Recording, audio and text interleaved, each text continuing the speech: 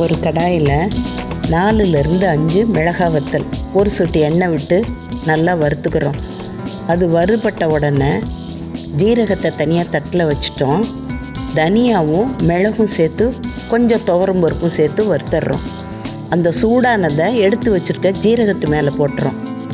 1லேருந்து 1.5 கைப்பிடி அளவுக்கு முருங்கைக்கீரை, அதை கொஞ்சமாக நல்லெண்ணெய் விட்டு வதக்கிக்கிறோம். நெய் விட்டு வதக்கலாம். இது நல்லா வதங்கிருச்சு.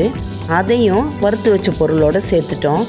இதோட 1 அல்லது 2 பல் பூண்டு சேர்த்துட்டு பெருங்காயம் சேர்த்து அதை நரன்னு பொடி பண்ணிக்கிறோம். ரசத்துக்கு பொடி பண்ணுற மாதிரி பண்ணிட்டோம். இப்போ ரசம் கூட்டியாச்சு.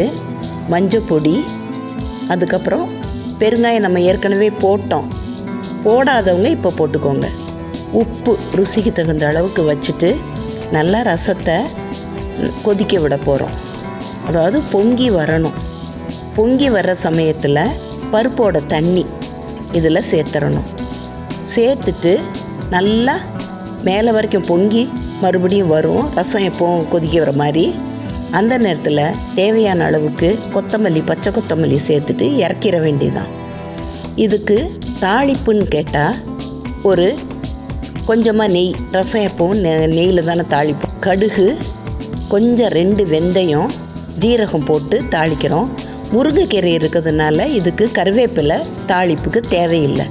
இப்போ மருத்துவ குணமுள்ள இந்த சீசனுக்கு ஏற்ற முருங்கைக்கீரை ரசம் ரெடி.